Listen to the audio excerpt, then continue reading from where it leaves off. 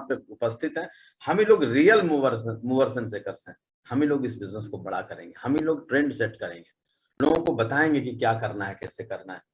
Friends, मेरा नाम रविशेखर है और मैं पटना शहर में रहता हूँ और पिछले कई वर्षों से इस बिजनेस में हूँ। और बचपन से एंटरप्रेन्योर बनने का सपना था, लेकिन कहीं न कहीं कुछ करके जिंदगी चल रही थी। इसी बीच में एक दिन बिजनेस आया और मैंने देखा, मुझे अच्छा लगा और धीरे-धीरे न जाने कब इसकी शुरुआत हो गई, कब मैं इस बिजनेस में आ गया, कब मैं करने लगा, कब ये बिजनेस होने लगा, कब मैं इस बिजनेस में छोटी-छोटी सीढ़ियों को चढ़ के सिल्वर, गोल्ड, प्लैटिनम, एमरल्ड ऐसा करके बढ़ता चला गया।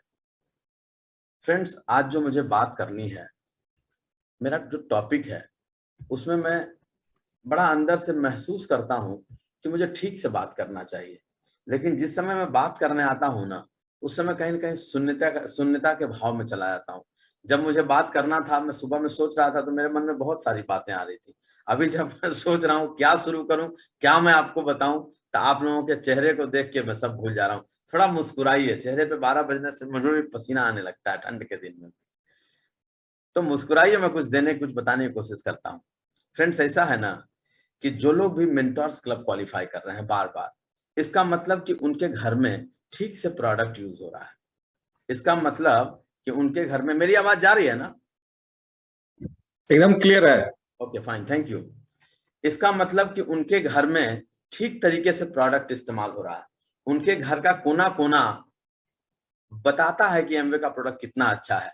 बाथरूम में, बेसिन में, किचन में, बेसिन पे हर जगह एमवे का प्रोडक्ट दिखता है। इसका मतलब 25, 30, 40 पीवी का प्रोडक्ट, 50 पीवी का प्रोडक्ट उनके घर में इस्तेमाल हो जाता है और कम से कम 50-60 पीवी का प्रोडक्ट वो नियमित रूप से अपने कुछ सच्चे और अच्छे कस्टमर्स, कुछ डिलाइटेड कस्टमर्स को देते हैं, जो लोग 1 तारीख, 2 तारीख, 3 तारीख को ही प्रोडक्ट ऑर्डर कर लेते हैं। तभी तो वो बार-बार कर रहे हैं और 25 तारीख तक पैसा गुल्लक में वापस कर लेते हैं और फिर अगले महीने की 3 तारीख के लिए तैयार हो जाते हैं। एक बार फिर से उन सभी लोगों को ढेर सारी बधाई, जो लोग इतने अनुशासित होकर इस 100 पीढ़ी को अपना धर्म बनाकर करते हैं, धर्म बनाकर करते हैं। मैं आपको एक बात बताता हूँ, जो लोग भी प्रोडक्ट बेचते हैं, कहीं न कहीं उसके आत्म भाव में, उसके डीएनए में एक लाइन है, एक आवाज़ है, बड़ा अच्छा लगेगा, उसमें बड़ा गर्व वाली फीलिंग है। बात यह है कि जो आदमी कुछ बेचता है ना, वो बोलता है कि अगर मैं कुछ ना करूँ, अगर मैं कुछ भी ना करूँ, तो हे भगवान मुझे कुछ ना देना, और अगर मैं कुछ करूँ, कुछ बेचूँ, तो मुझे कुछ देना। बहुत सारे लोग हैं जिनको वृद्धा पेंशन मिलता है, बहुत सारे लोग हैं जिनको सरकार की इस योजना का फ़ायदा, उस योजना का फ़ायदा, कुछ बिना किए भी बहुत सारी चीज़ें। लेकिन कोई आदमी सेल करने निकला, इसका मतलब इस भाव से निकला कि ये मेरा काम है, ये मेरा पुरुषार्थ है, मुझे इसको करना है और इसको करके मुझे अपनी ज़िंदगी बदलनी है। इसके बदले में मुझे रिवार्ड चाहिए, बिना किए कुछ नहीं चाहिए। ये सबसे बड़ा स्वाभिमान है कि आप कुछ करते हैं, किसी को अच्छी चीज़ सजेस्ट करते हैं, रेवेन्यू जनरेट करते हैं और बाद में आप प्रॉफिटेबल होते हैं। एक बार एक आदमी एमवे में था और वो जम्मू कश्मीर घूमने गया, तो रात को जब होटल के कमरे में रुका तो खिड़की से उसको बहुत बर्फबारी दिख रही थी। तो वेटर जो खाना लेकर आया, उसको उसने पूछा कि भाई, ये बर्फ कब खत्म हो जाएगा? ये बर्फ कब खत्म हो जाएगा? तो वेटर ने कहा कि भाई साहब आप क्या करते हैं? तो उसने कहा कि मैं एमवे में हूँ। वेटर कुछ खास समझ नहीं पाया, लेकिन उसने पूछा कि यदि आप एमवे में नौकरी करते हैं या आप एमवे बिजनेस के अंदर हैं और आप काम करते हैं, आप जो टर्नओवर करते हैं उसके आधार पर आपको इंसेंटिव के रूप में, कमीशन के रूप में पैसे आते हैं। तो बोला कि नहीं भाई, नौकरी नहीं करते हैं, हम जो टर्नओवर करते हैं ना, उसी के आधार पर जो बिजनेस प्लान है, जो मार्केटिंग प्लान है, उसके कमीशन के आधार पर मुझे कुछ पैसे आते हैं। उसने कहा कि सर, यदि आप एमवे में नौकरी कर रहे होते तो ये बर्फबारी कभी खत्म नहीं होती। आपको सिर्फ प्रोडक्ट बेचना है, सेल करना है, और जिसको सेल करना है उसका ये बर्फ क्या करेगा सर? आप तो बर्फ पे चढ़ के जाओगे, प्रोडक्ट बेच के आओगे, क्योंकि इससे आपकी जिंदगी बदलनी है, इससे आपके सपने ड्राइव होते हैं। आपको सर क्या फर्क पड़ता है बर्फ रहे कि तूफान रहे? एक सेल्समैन के बारे में लोगों की कितनी अच्छी राय होती है, कितनी अच्छी राय हो सकती है, कभी इसको सोचिए। कभी सोचिए कि हम अगर कुछ किसी को बताते हैं, बेचते हैं, तो कितना बड़ा काम करते हैं। बेसिकली मैं बात कर रहा हूँ, हमारे एक बड़े अच्छे मित्र हैं, फाउंडर्स प्लैटिनम है। वो बोलते हैं कि यदि आपने किसी को प्रोडक्ट के बारे में बताया, किसी को आपने न्यूट्रलाइट के बारे में बता दिया, होम केयर के बारे में बता दिया, तो आपने ईश्वर का काम किया, भगवान का काम किया। मतलब आप किसी के नजर को, आप किसी की आंख को ठीक करने में मदद किए, कोई निर्णय लिए, किसी के लीवर को ठीक करने में कोई मदद किए, भाई ये काम ईश्वरीय है ना, ये काम ईश्वरीय है ना। बड़ी अच्छी व्याख्या करते हैं, मैं तो उतना नहीं कर पाता हूँ, लेकिन उनका एक आध लाइन निकाल के मैं आपको बोलता हूँ ताकि मैं भी थोड़ा इंस्पायर हो सकूं।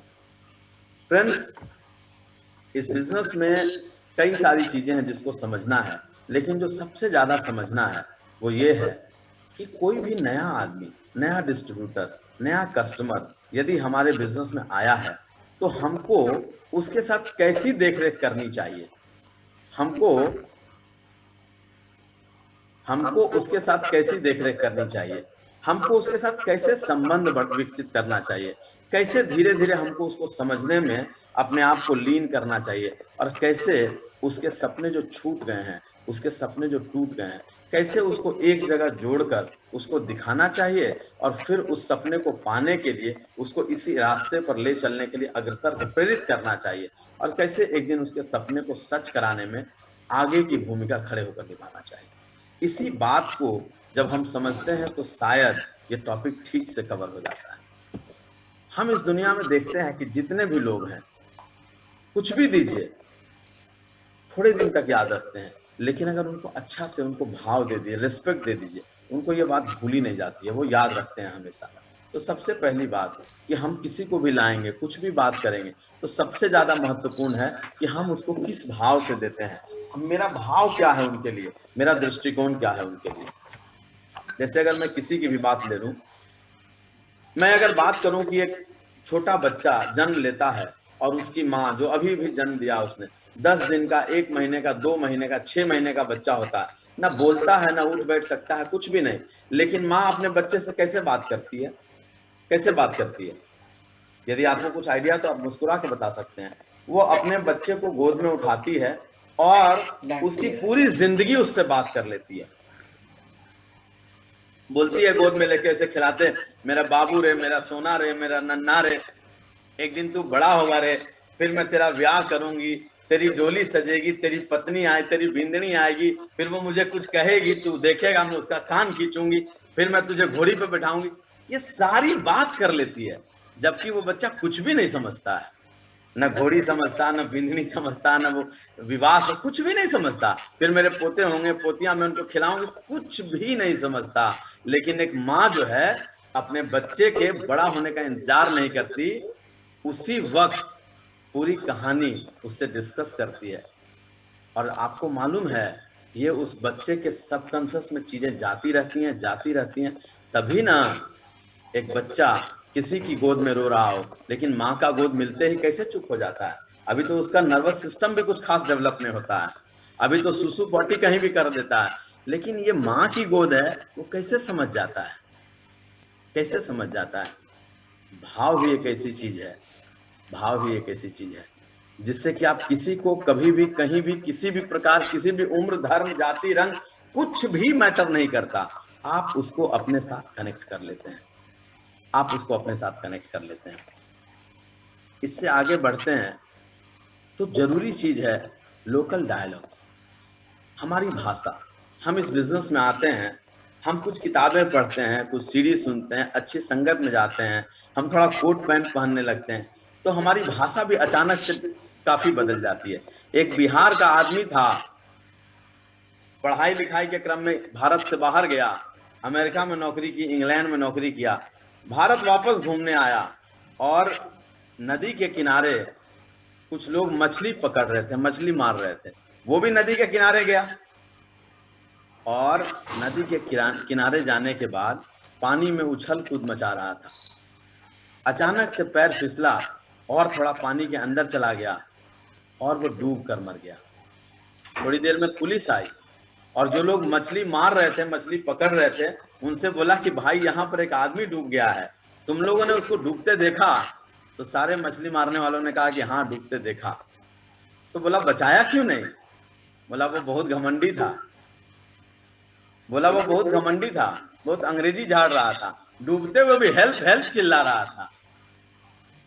खास कि उसने लोकल भाषा का इस्तेमाल किया होता, जिस भाषा में वो बढ़ा था, वो जो वहां मछुआरे मछली मार रहे थे, काश कि उनको वो कनेक्ट कर पाता, वो अपनी जिंदगी दांव पर लगा के उसकी जिंदगी बचा देते।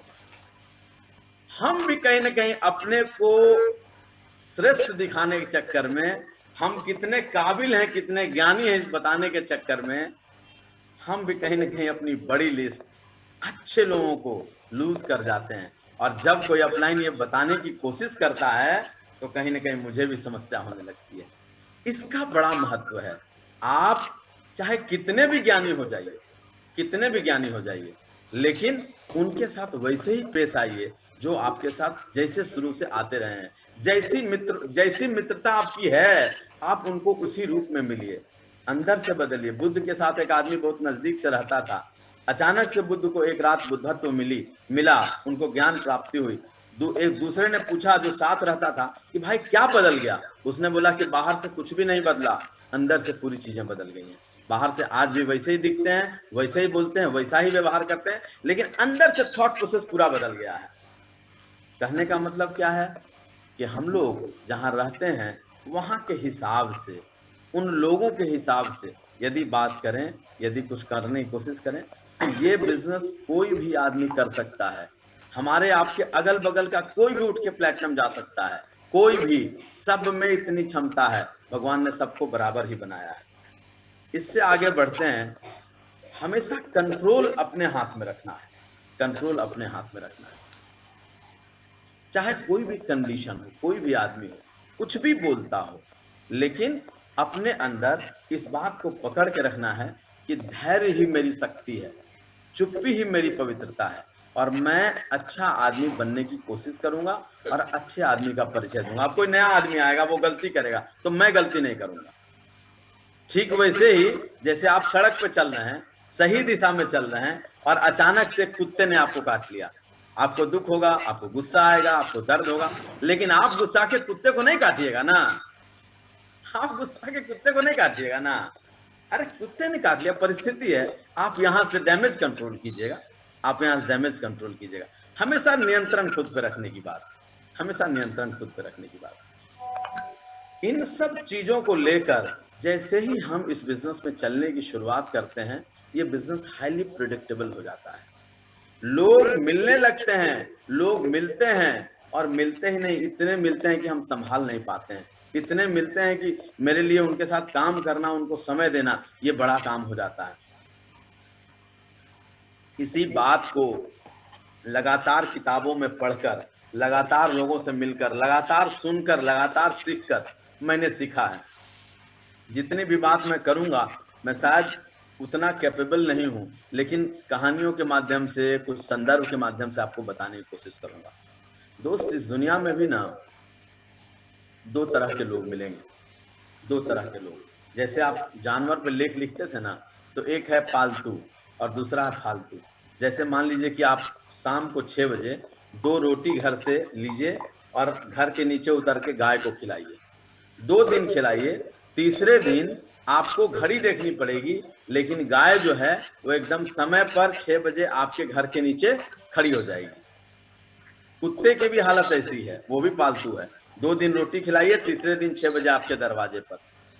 लेकिन दूसरा कबूतर, छत पे जाइए, दाना डालिए, आप दिन भर बैठे रहिए, कोई कबूतर नहीं आएगा, लेकिन दाना डालते रहिए और छोड़ दीजिए, तो देखिए 1-2 महीने बाद 1-2 कबूतर आएंगे और धीरे धीरे कबूतर का झुंड आएगा और वो वहां पर दाना चुगेगा।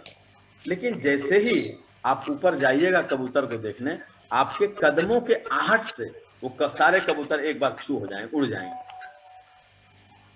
और एक निश्चित हाइट 15-20 फीट के हाइट पर जाकर वापस मुड़कर आपको देखेंगे, और देखने के बाद वो हंसेंगे कि देखो मैंने इसका दाना भी चुगा और इसके हाथ भी नहीं आया। लेकिन अगर आप लगातार दाने गिराते रहेंगे तो सारे कबूतर आश्वस्त होकर खाने लगेंगे, और 6 महीने बाद, 1 साल बाद एक ऐसा दिन आएगा कि आपके कदमों के आहट से नहीं भागेंगे। फिर आप वहां पहुंच जाएंगे, आप ताली बजाएंगे, तब वो भागेंगे, और 10-15 फीट के बाद जब पलट कर देखेंगे और आपके चेहरे पर खुशी का भाव देखेंगे, आपका इंटेंशन समझ जाएंगे। अब वो उड़कर कहीं नहीं जाएंगे, आकर वापस आपके कंधे पर बैठ जाएंगे। क्यों? क्योंकि उनको बचपन से उनके पूर्वजों ने कहा है यदि तुम आदमी के हाथ लगोगे तो वो तुम्हारा गर्दन मरोड़ देंगे, लेकिन आपने क्या किया? आपने ऐसा नहीं किया। अब आपके इंटेंशन को वो समझ गया है। अब वो भी जो फालतू दिख रहा था, अब वो भी पालतू जैसा व्यवहार करने लगा। इस बिजनेस में भी दो तरह के लोग दिखेंगे। पहला, पहले दिन प्लान दिखाइए, स्पॉन्सर होने को तैयार, प्रोडक्ट दीजिए, कोई दिक्कत नहीं है। और दूसरा, आप कितनी भी अच्छी बात बोलिए, कुछ भी समझाइए, सब में शक करेंगे, सब में डाउट करेंगे। लेकिन हमको क्या करना है? अपने इंटेंशन को एकदम साफ रखना है, मुस्कुरा के भगवान का नाम लेके अच्छे से चल के उनकी मदद करने के बारे में सोचना है और उनको आगे बढ़ाने के बारे में सोचना है। धीरे धीरे आने वाले 2-4-6 महीने में एक वक्त आएगा जब उनको अच्छा लगने लगेगा आपके साथ, ये प्रोडक्ट अच्छा लगने लगेगा, ये सारी चीजें अच्छी लगने लगेंगी और वे आपके साथ मन से काम करने लगेंगे और वो आपके साथ मन से काम करने लगेंगे। फ्रेंड्स, ये पीपल्स बिजनेस है। सबसे पहले खुद अच्छा आदमी बनना है। एक आदमी ने पूछा कि हे भगवान, गुरुदेव के पास जाकर पूछा कि मुझे अच्छा आदमी नहीं मिल रहा। तो गुरुदेव ने कहा कि तुम क्या करते हो? तो उसने कहा कि मैं एमवे बिजनेस करता हूँ। तो गुरुदेव ने कहा कि सबसे पहले तुम अच्छे आदमी बन जाओ, किसी की तलाश तुम पर खत्म हो जाए, भगवान तुम्हारी तलाश को खत्म कर देंगे। क्योंकि तुम जैसे रहोगे तुमको वैसा ही आदमी मिलेगा। गुरु द्रोण ने एक बार दुर्योधन को बोला कि इस पूरे राज्य से एक अच्छा आदमी लेके आओ, और युधिष्ठिर को बोला कि एक खराब आदमी लेके आओ। पूरे राज्य में युधिष्ठिर को कोई खराब आदमी मिला ही नहीं और दुर्योधन को कोई अच्छा आदमी मिला ही नहीं। क्योंकि हम जैसे होते हैं वैसा ही हमारा दृष्टिकोण होता है, और जैसी मेरी दृष्टि वैसे ही सामने वाली दृष्टि, मतलब लोग वैसे ही दिखते हैं।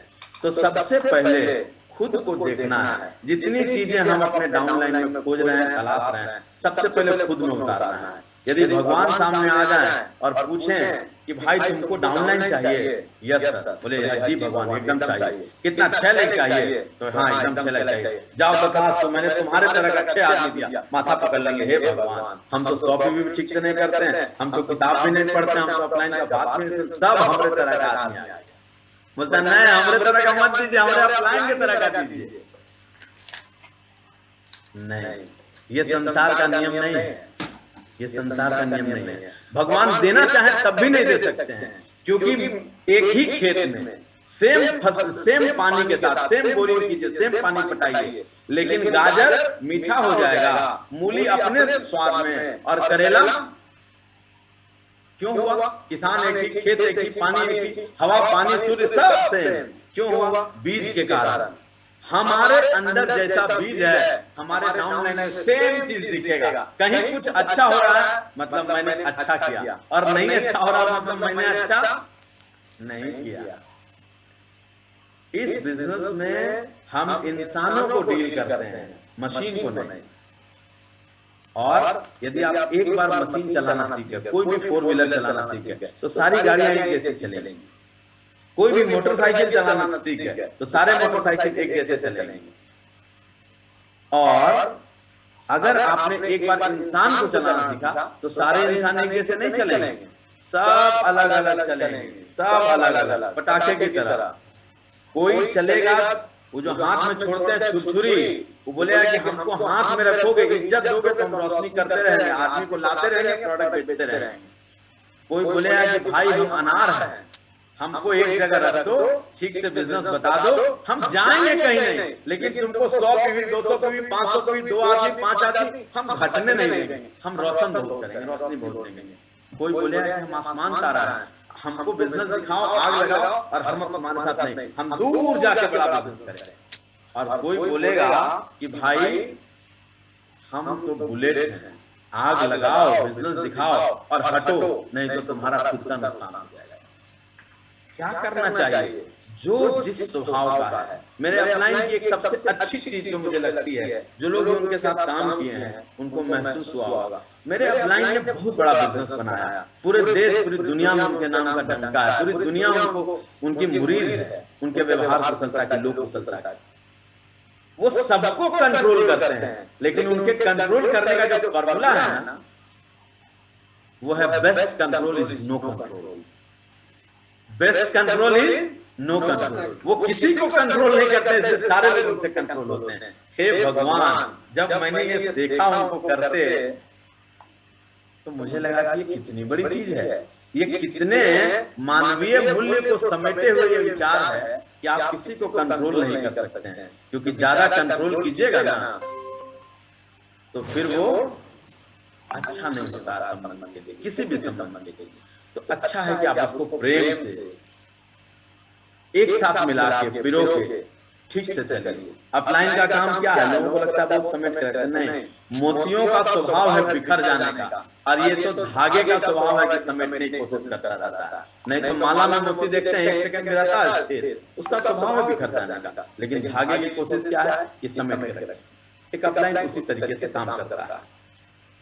इस बिजनेस में जब मैं काम करता हूँ लोगों के साथ, तो शुरू में तो मैंने बहुत लोगों को प्लान दिखाया, कुछ खास हुआ नहीं, हुई नहीं सफलता, मैंने सीखा भी नहीं था।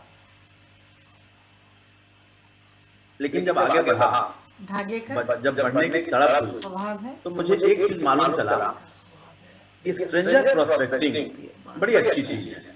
या आप किसी नए आदमी के यहाँ जाते हैं तो पहली ही दफा में क्या बात करें कि अगली बार मिलने की इच्छा हो जाए उसको आपसे। अगर कोई मेरा फ्रंटलाइन खुलता है तो मैं उससे रोज बात करता हूँ, रोज मिलने जाता हूँ। तो मेरे कुछ लोग हैं बोलते हैं कि सर अगर रोज बात करेंगे, रोज मिलने जाएंगे तो बोर नहीं हो जाएगा, रोज रोज सर बुलाएगा, रोज मिलना चाहेगा। मैं उनको एक ही बात बोलता हूँ कि अगर कोई सीरियल देखते हैं, शाम को 7 बजे आता है, 8:30 या 7:30 बजे आता है, 7:30 में खत्म होता है। तो आप सोचिए कि 7:30 में जैसे ही खत्म होता है तो कल 7 बजे शाम का आपको इंतजार होता है कि नहीं? बोला हाँ सर होता है, क्योंकि वो सीरियल का अंत जो है ना ऐसे मोड़ पे करता है रोज कि आपको कल फिर देखने का मन करता है। आप अपने बातचीत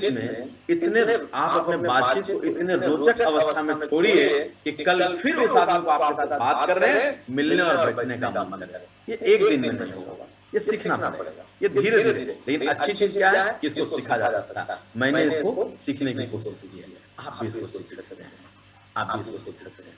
और ये हमारे अंतरात्मा का मौलिक स्वभाव है, बेसिक गुण है। इसमें कोई दिमाग लगाने की जरूरत नहीं, कोई भी आदमी इसको कर सकता है। सबसे अच्छी बात कि अगर कोई आदमी आया तो मैं लगातार उसके साथ बात करूंगा, लेकिन पहले दिन क्या करूंगा, खास करके अनजान आदमी जिसको मैं कुछ खास नहीं जानता हूँ, अच्छे से बात करने की कोशिश करूंगा, अच्छे से बिजनेस को स्टैब्लिश करने की कोशिश करूंगा, अच्छे से थोड़ा अपलाइन को स्टैब्लिश करूंगा।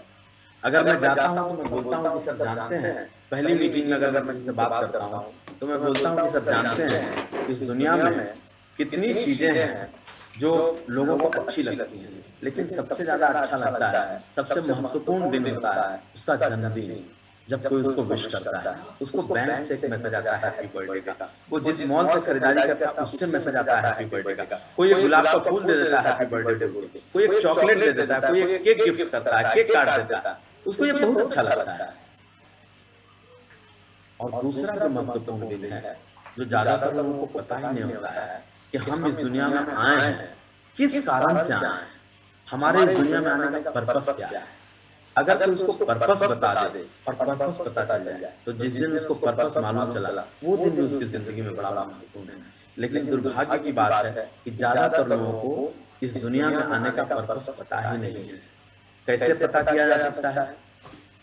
एक ही तरीका है, वैसे लोगों को देखने से जिन लोगों ने इस दुनिया में आने का अपना पर्पस पहले डिफाइन किया, फिर उसको प्राप्त किया और दुनिया को एक नई दिशा दी, क्रांति ला दी। जैसे किसी ने बल्ब बना दिया, अब सोचिए कि जिस आदमी ने बल्ब बना दिया उसके पहले दुनिया कैसी होती होगी। रात को हम लोग चाहते भी तो ऐसे बात कर सकते थे, देख सकते थे, रात को रोशनी होती ही नहीं थी। किसी ने पहिया बना दिया, पूरी दुनिया की दूरी कितनी कम कर दी। राइट ब्रदर्स ने जहाज बना दिया। आप सोच के देखिए, क्या ये जहाज सिर्फ राइट ब्रदर्स तक रह गया? क्या सिर्फ उसके परिवार के लोग होते हैं? नहीं भाई, ये पूरी दुनिया के लिए हो गया। जब तक ये लोग इस दुनिया में नहीं आए थे तब तक दुनिया में ये सारी चीजें थी ही नहीं। उसी तरीके से ऐसा कौन सा काम जो अभी करना बाकी है जिसके लिए मुझे इस दुनिया में भेजा गया, इसकी तलाश, इसकी खोज लगातार जारी रखनी है। और कौन मदद करेगा? कोई आदमी ऐसा जो अपने लाइफ का पर्पस ढूंढ लिया, दुनिया को बदलने में लग गया हो और उसको कुछ सहयोगियों की जरूरत हो जिसने विजन देखा हो और शेयर्ड विजन के लिए तैयार हो, आपको विजन देने के लिए तैयार हो और उसमें आगे बढ़ाने के लिए तैयार हो, ऐसा कोई आपको लाइफ कोच मिल जाए, एक प्रॉपर मेंटरशिप कहीं मिल जाए, तो सच में जिंदगी बदल जाती है। दोस्त, यही मेरी जिंदगी में हो गया। एक ऐसी शख्सियत से मुलाकात हो गई जहां पर उनसे मिलने के बाद मेरा पूरा थॉट प्रोसेस बदल गया, मेरा पूरा दृष्टिकोण बदल गया और मेरी जिंदगी में पैराडाइम शिफ्ट हो गया। मैं पहली मुलाकात में किसी आदमी को इसी तरीके से बात करता हूँ और वो शख्सियत कोई और नहीं, हमारे महागुरु हैं। पूरी दुनिया में सैकड़ों हजारों लाखों लोगों की जिंदगी में उन्होंने डायरेक्टली इनडायरेक्टली बड़ा इम्पैक्ट, पॉजिटिव इम्पैक्ट डाला। ये बात मैं किसी से करता हूँ और उसके बाद मैं अपने अपलाइन के कुछ वीडियोस दिखाता हूँ, तो पहले से मैं सेलेक्ट करके रखता हूँ। इसके बाद मैं उसको थोड़ी पहली दूसरी मीटिंग में मैं ज्यादा सुनता ही हूँ, 5-7 मिनट ही बोलता हूँ, 40-50 मिनट से ज्यादा बड़ी मीटिंग करता नहीं हूँ। किसी के यहाँ गया हूँ, कितना भी कंफर्टेबल हो, लेकिन आप 40 मिनट से ज्यादा की मीटिंग मत कीजिए। 40 मिनट में ज्यादा से ज्यादा उसको बोलने का मौका दीजिए। जो 5 मिनट आपको मिले बोलने के लिए, उसमें अपनी तैयारी रखिए ताकि उसमें कंटेंट का प्रॉब्लम नहीं हो, उस समय क्या बोलना है आपको सोचना नहीं पड़े, ये सब तैयार रहे कि 5 मिनट में आप उसको एकदम फैन बना दिए। यार क्या गजब का आदमी है। आप सीढ़ी से उतरे, वो पत्नी को बोला कि यार क्या गजब का आदमी है, कल शाम को फिर मिलने की इच्छा हो उसको, आप बोलिए कि कल नहीं, परसों फिर बैठते हैं। परसों वही फोन करे 4 बजे कि बॉस हम जल्दी लौट जाएंगे, आप आ रहे हैं ना। ये सब हो जाएगा यदि आपने इस दिशा में सोचना शुरू कर दिया, यदि आपने इस दिशा में सोचना शुरू कर दिया। ये बिजनेस बड़ा ही सरल और स्वाभाविक है यदि हमने सीख के करना शुरू कर दिया। कठिन उनके लिए है, कठिन उनके लिए है जिन्होंने बिना सीखे करने की शुरुआत की, जिन्होंने बिना सीखे करने की शुरुआत। जैसे मान लीजिए कि कोई नया आदमी है, किसी के घर जाते हैं, फोन करते हैं, बोलते हैं कि हमें बड़ा बिजनेस आपको दिखाना चाहते हैं, और कहीं वो बोल देता है कि तुम एमवे के बारे में तो बात नहीं कर रहे हो, बस पूरा जो पारा डाउन हो जाता है, बुखार उतर जाता है, उसकी सही तैयारी करनी है, उस समय लजाना नहीं है। कोई बोलता है कि प्रोडक्ट्स महंगे हैं, उस समय मुंह छोटा नहीं करना है, उस समय मुस्कुराना है। कोई बोलता है कि मेरे पास समय नहीं है, उस समय लजाना नहीं है। ये नहीं समझना है कि तो फलाना चीज इनके पास नहीं होगा समय। अरे जैसे पैसा नहीं होना गर्व का विषय नहीं है ना, समय का ना होना भी कभी गर्व का विषय नहीं है, लेकिन इसको बोलने की सही तैयारी, यही मुझे इस बिजनेस में आगे बढ़ने में मदद करेगा। अगर वो कहते हैं कि भाई ये जोड़ने वाला काम है, तो कैसे हम इसको अच्छे से कर सकते हैं। अगर वो कहते हैं कि भाई मैं तो फलाने प्रोफेशन में हूं, ये तो घर घर जाना पड़ेगा लोगों से मिलने, इसका क्या जवाब होगा। इन सारी चीजों को ठीक तरीके से कैसे हम सजा के उनसे बात कर सकते हैं। अगर कुछ लोग कहते हैं, मान लीजिए कि मैं 4 साल से बिजनेस में हूँ, 5 साल से बिजनेस में हूँ और अभी 6% पर हूँ, कोई दिक्कत नहीं है। मैं 2 साल से हूँ, अभी 9% पर हूँ, और कोई पूछता है कि अच्छा आप कितने दिन से हैं, तो मैंने बोला 2 साल से हूँ। अब उन्होंने कहा कि ठीक है, तो आपको पैसा कितना आता है। अब मान लीजिए मुझे ज्यादा पैसे नहीं आते, अब तो मुझे लाज लग जाएगा, तो या तो मैं सच बोलूंगा और नहीं तो मैं झूठ बोलूंगा। तो झूठ तो बोलना नहीं है, सच बोलना है। तो बताना है कि भाई मैं 2 साल से हूँ, लेकिन इस 2 साल में मैंने अच्छे से इस बिजनेस को सीखा है, तैयारी की है, लेकिन 2 बात है इस बिजनेस में, एक तो ज्वाइन करना और दूसरा है डिसीजन ले लेना। तो शुरू में मैंने प्रोडक्ट यूज किया, मेरे मित्र ने मुझे ज्वाइन करा दिया, मैं बातचीत में रहा, लेकिन मैंने डिसीजन लिया है अभी हाल फिलहाल। तो सच्ची बात करने में कोई दिक्कत नहीं है, बशर्ते कि हम अच्छे से बात करने के लिए अपने आप को तैयार करके जाएं। मेरी सारी तैयारी ठीक से कंप्लीट हो, 5-7 सवाल है जिसका मैं जवाब ठीक से पकड़ लूं और अच्छे से वहां पर जवाब दे दूं। ये बोल के नहीं कि मैं आप सवाल पूछ रहे हैं, मैं आपको जवाब दे रहा हूं। गपशप के क्रम में इतने बारीक अंदाज में कि उसको लगे भी नहीं कि आपने उनको जवाब दिया है, और आपने उनको अच्छे से जवाब दे दिया, और आपके जवाब से वो इतने खुश हुए, इतने खुश हुए कि उनकी भी करने की इच्छा हो गई। आपको पता है, हमारा आपका ठीक से बात करना आपको शिखर पर लेकर चला जाएगा। इस दुनिया में उन्हीं लोगों ने हमेशा राज किया है जिन लोगों ने बोलने पर कंट्रोल किया है, जिन लोगों ने बोलने को हमेशा अच्छे से तैयारी की है।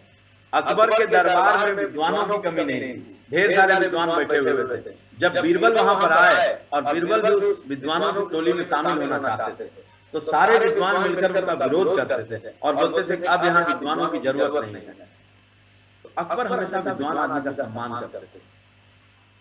तो अकबर ने कहा कि ठीक है, तो नहीं जरूरत हो तो इनका टेस्ट ले लीजिए, अगर ये क्वालिफाई करेंगे तो इनको ले लीजिएगा। तो सारे विद्वानों ने कहा कि कैसा प्रश्न पूछना है जिसका जवाब ये आदमी दे ना पाए, ताकि इस टोली में अब संख्या बढ़े नहीं। ठीक है, तो सब विद्वान मिलकर सोचे कौन सा प्रश्न पूछा जाए। तो सबने पूछा, अकबर बैठे थे, दरबार लगा था और सारे विद्वान बगल में बैठे थे। सबने मिलकर एक प्रश्न का इजाद किया, इसको पूछा जाए कि इस वक्त मेरे दिमाग में क्या चल रहा है। अभी जो बात बोलेगा मैं बोलूंगा नहीं चल रहा है ये बात, ये झूठा हो जाएगा और इस दरबार में इसको जगह ही नहीं मिलेगी। और अकबर के सामने सारे विद्वानों ने बीरबल से यही प्रश्न पूछा कि मेरे दिमाग में क्या चल रहा है। बीरबल ने जवाब दिया कि जहां पनाह इनके दिमाग में चल रहा है कि आपकी सल्तनत बढ़ती रहे, आप दीर्घायु हो, आप स्वस्थ रहें और पूरी दुनिया में आपके नाम का डंका बजे। अकबर ने पूछा, बोलो क्या चल रहा है। सारे विद्वानों ने कहा कि जी हुजूर यही चल रहा है। और उस टोली में बीरबल शामिल हो गए। दोस्त, आपकी वाक पटुता कहां लेके जा सकती है। बुद्ध के जमाने में बुद्ध राजा नहीं थे, बुद्ध चलते थे नंगे पांव, लेकिन राजा अपना मुकुट उतार कर रखते थे पैरों में, क्योंकि बुद्ध बातचीत की कला में निपुण थे। आपकी बातचीत से कोई उंगली माल महर्षि बनने को तैयार है, आपकी बातचीत से आपका पड़ोसी डायमंड बनने को तैयार है, लेकिन क्या हम बातचीत में कुशल होने को तैयार हैं? क्या हम बातचीत की कला को ठीक से समझने के लिए थोड़ा अपने अपलाइन के साथ बैठने को तैयार हैं? क्या हम थोड़ी किताबें पढ़ के अपने को ठीक से कटिंग एज शार्पन करने को तैयार हैं? क्या कुछ सीडी जो मेरे अपलाइन ने रेकमेंड किया है कि भाई ये सब सीडी सुन लीजिए शुरुआत में, उसके लिए हम रेडी हैं? और अगर हाँ तो आप डायमंड जा सकते हैं, और अगर हाँ तो आप डायमंड जा सकते हैं। बात बाकी कुछ नहीं चाहिए दोस्त, बात बाकी कुछ नहीं चाहिए। बढ़ने की इच्छा आपको भी है, आगे बढ़ने की तड़प और लालच सब है आप में।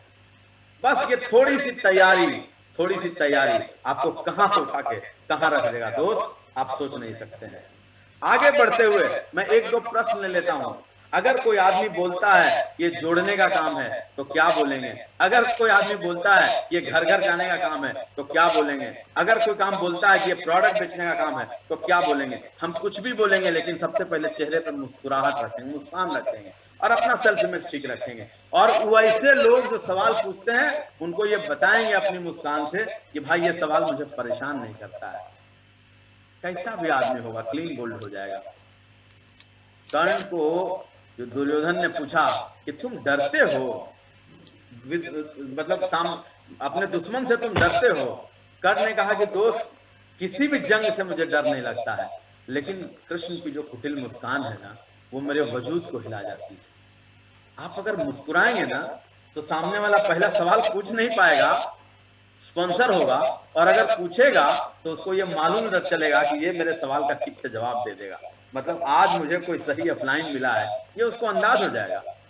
और ये सब सीखने की बात है, ये सब सीखने की बात है। अगर किसी ने, मैं एक दो प्रश्न लेता हूं। मुझे एक आदमी ने कहा कि जानते हैं बॉस, इस काम की सब बात अच्छी है, लेकिन ना इसमें बड़ा घर घर जाना पड़ता है। मैंने उसको कहानी सुनाई, बड़ा खुश हुआ, वो आदमी ज्वाइन भी कर लिया।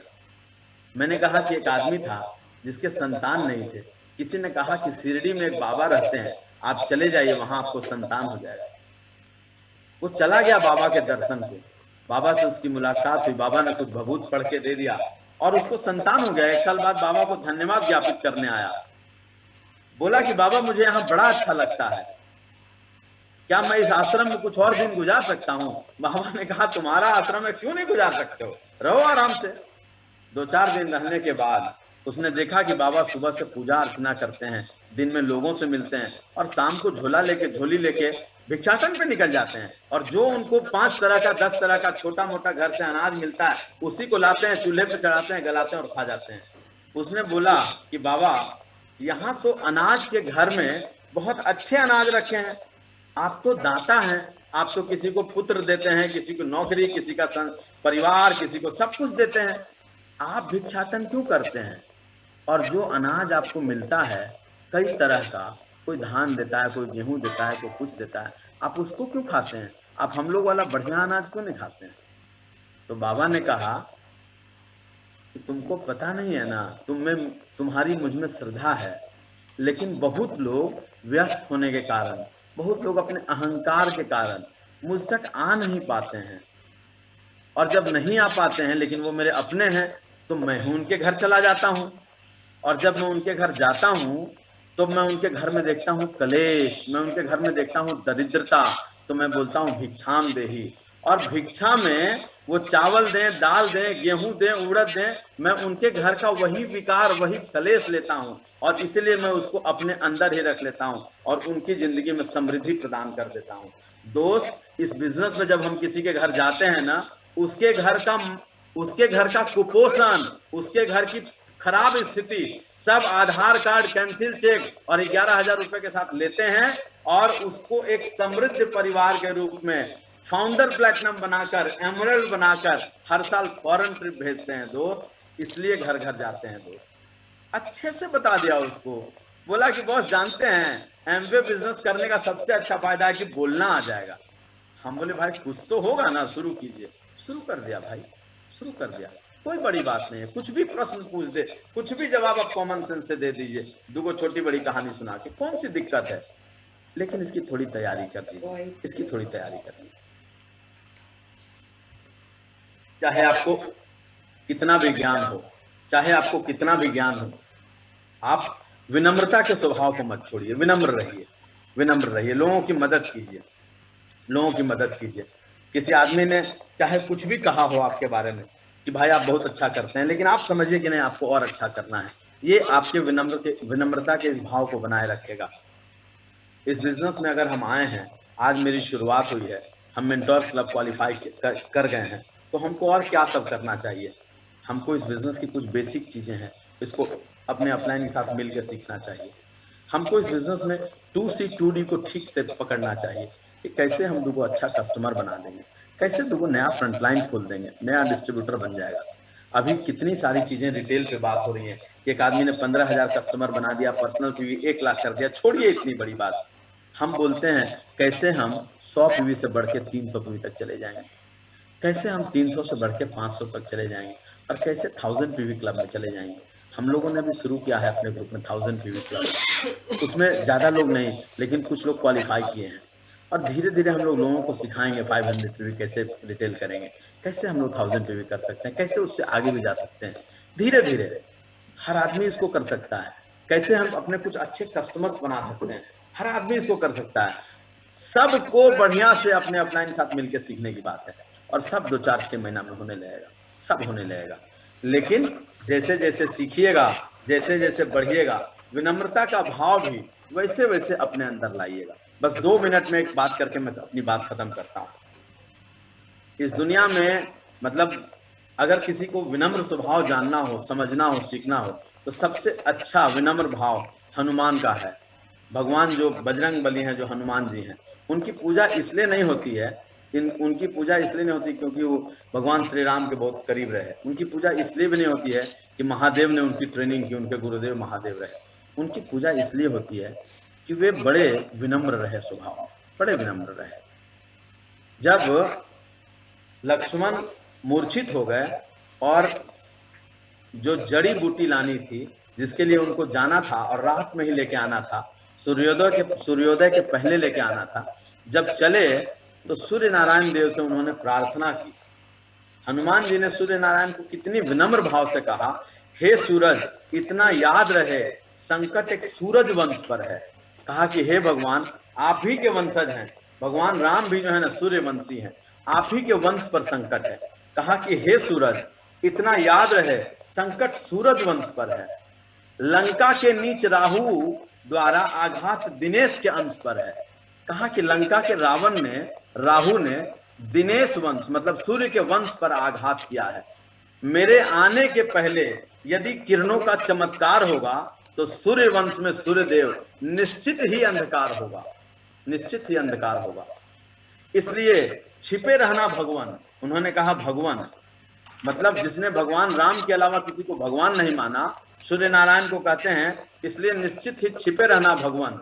जब तक जड़ी में पहुंचा न दूं बस तभी प्रकट होना भगवान, जब तक बस तभी प्रकट होना भगवान जब संकट निशा मिटा न दूं। मतलब भगवान तब तक आप प्रकट मत होइएगा जब तक मैं संकट निशा, मतलब ये रात्रि जो संकट की है, इसको मैं मिटा न दूं। उन्होंने ये बताया कि चाहे कितने भी सफल हो जाइए, कितनी भी चीजें हो आपके पास, लेकिन विनम्र रहिए।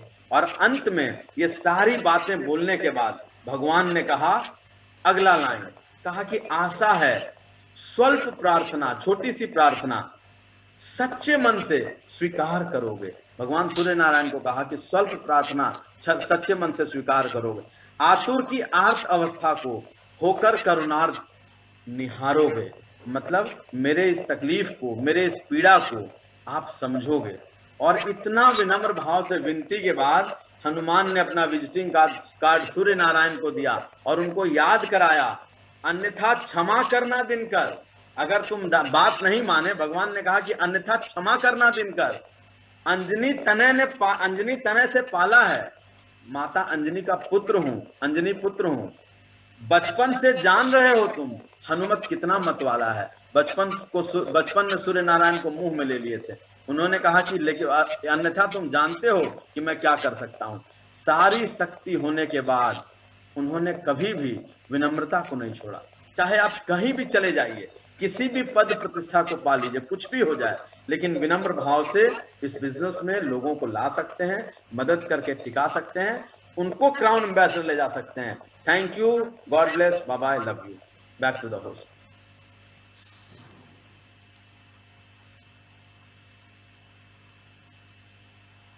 एक बड़ा ही अच्छा मूर्तिकार था और उस मूर्तिकार ने अपने जीवन में बहुत शानदार मूर्तियां बनाई। उसकी बड़ी ख्याति हुई, चारों तरफ उसका बहुत नाम हुआ। नाम होने के बाद लोगों में उसकी इतनी ख्याति कि मत पूछिए। पत्नी के साथ बड़ा अच्छे से रहता था, लेकिन एक तकलीफ थी कि उसके बच्चे नहीं थे। तो अपनी पत्नी से हमेशा बात करता था कि यदि हम लोगों के बच्चे होते तो उसको कुछ नहीं करना पड़ता, इतना बड़ा शोरूम बना देते, मूर्ति बनाना सिखा देते कि उसकी जिंदगी में कोई टेंशन ही नहीं होता। लेकिन थे ही नहीं बच्चे।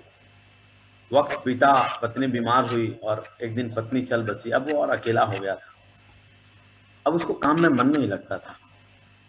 एक दिन ऐसे बैठ के मूर्ति बना रहा था, बारिश हो रही थी, तो दरवाजे पर एक कम उम्र का 7-8 साल का लड़का ठंड में सिकुड़ता हुआ उसको दिखाई दिया। उसको उसने बुलाया कि बाबू इधर सुनो, खाना खाए हो? उसने कहा कि नहीं, खाना नहीं खाए। उसने अपने टिफिन से रोटी निकाली, उसको खाना खिलाया और धीरे धीरे उसको अपने साथ रखने लगा। बोला कि तुम्हारा घर कहाँ है? उसने कहा कि घर नहीं है मेरा, महामारी में मेरे माता पिता गुजर गए, इसलिए मैं जहां तहां रहता हूं। उसको बड़ी दया आई और उसको अपने साथ रख लिया और धीरे धीरे उसको मूर्ति बनाने का काम सिखाने लगा और उस बच्चे को प्रेम करने लगा, उस बच्चे को प्रेम करने लगा। और धीरे धीरे उस बच्चे को भी उस मूर्तिकार से प्रेम हो गया और वो बच्चा मूर्तिकार में पिता और वो मूर्तिकार उस बच्चे में पुत्र देखने लगा। एक वक्त आया जब मूर्तिकार ने उस बच्चे को अपने से अच्छा मूर्तिकार बना दिया और एक दिन वो मूर्तिकार बीमार हो गया। उस मूर्तिकार ने कहा कि पुत्र इधर आ जाओ, कुछ ज्ञान है जो देना बाकी रह गया है, अब मेरा अंतिम समय आ गया है, मैं वो ज्ञान तुमको देकर अब इस दुनिया से जाना चाहता हूं। पहला ज्ञान ये है कि कोई आदमी अगर तुम्हारी मूर्ति में कमी निकाले तो क्रोधित मत होना, क्रोधित मत होना। दो ही बात होगी, या तो वो तुमसे बड़ा मूर्तिकार होगा तो कुछ सिखाने की कोशिश कर रहा है, या तो उसको मूर्ति का एकदम ज्ञान नहीं होगा, लेकिन तुम क्रोधित मत होना। और दूसरा, कोई तुम्हारी मूर्ति देख के पागल हो जाए और तुमको मूर्ति की कीमत से ज्यादा पैसे देने लगे तो तुम पैसा मूर्ति की कीमत का ही लेना, बाकी पैसे हाथ जोड़कर लौटाना। आप बोलना कि आप मुझे आशीर्वाद दीजिए। यही काम उसने किया। एक दिन एक साधु आए और महादेव की मूर्ति देखकर इतना खुश हुए कि उन्होंने अपना एक पैसे से भरा हुआ झोला उस मूर्तिकार को, लड़के को दे दिया और बोला कि भाई महादेव की ये प्रतिमा मुझे दे दो। उस लड़के ने देखा तो ढेर सारे पैसे थे उसमें, ढेर सारे पैसे थे। उसने कहा उसने कहा कि प्रभु इतने पैसे नहीं चाहिए मुझे, इतने पैसे नहीं चाहिए मुझे, और मूर्ति के कीमत के बाद का जो पैसा था वो उसने लौटा दिया, वो उसने लौटा दिया। उस साधु ने खुश होकर कहा कि जाओ मैं तुमको आशीर्वाद देता हूं, देवताओं के द्वारा बोली जाने वाली भाषा आज से तुम बोल सकोगे और समझ सकोगे। हो गया, चले गए मूर्ति लेकर। एक दिन अचानक ये मूर्ति पेंट कर रहा था, बना रहा था, तो दो लोगों की बातचीत की आवाज सुनी इसने। दोनों लोग बात कर रहे थे कि देखो ना मूर्तिकार कितना बेवकूफ है, इसको पता नहीं है कि 4 दिन बाद ये मरने वाला है। देव भाषा में बात कर रहे थे, उनको लगा कि तो नहीं समझ रहा है, लेकिन ये लीन है अपने काम में। लेकिन अपना काम भी किस तरह का है, हमको तो इसको ले ही जाना पड़ेगा, हमको तो इसको ले ही जाना पड़ेगा। और वो इस बात को समझ गया, बड़ा दुखी हुआ, मौत से सब डरता है। ठीक चौथे दिन इसने क्या किया कि अपने जैसी हूबहू प्रतिमा बना दी 5 और बीच में उसी में बैठ गया। जब यमराज ने 2 दूत भेजे तो दोनों दूत कंफ्यूज हो गए कि 6 में कौन असली है, एकदम एक जैसा। वापस जाकर बोले कि यार वो तो गजब का मूर्तिकार है, एक साथ 6 हो गया, कैसे पता चलेगा। सांस रोक के बैठ गया। यमराज गुस्सा किए और जो सर्वश्रेष्ठ यमदूत था उसको भेजे, जो ज्ञानियों में ज्ञानी था। उसने जब देखा 6 मूर्तियों को, वो खुद भी कंफ्यूज हो गया, लेकिन थोड़ी देर के बाद उसको युक्ति सूझी और उसने कहा कि यार देखो मूर्तिकार कितनी अच्छी मूर्ति बनाता है, लेकिन ये कितना बेवकूफ है। बताओ ना, इस मूर्ति का नाक ही टेढ़ा कर दिया, इसका तो अंगूठा ही छोटा कर दिया। बस जैसे इसने बोला मूर्तिकार को गुस्सा आ गया, उसने बोला असंभव, और उठकर खड़ा हो गया। यमदूत ने उसका गर्दन पकड़ा और बोला कि बेटा असंभव तुम्हारी मृत्यु थी जो अब संभव हो गई, चलो लीला समाप्त। कई बार जब कुछ लोग हमारे काम की आलोचना करते हैं, उस वक्त शायद हम धैर्य नहीं रख पाते हैं और अपनी लीला खुद खराब करते हैं। धैर्य रखने का। Thank you, God bless, bye bye. Superb, superb and superb.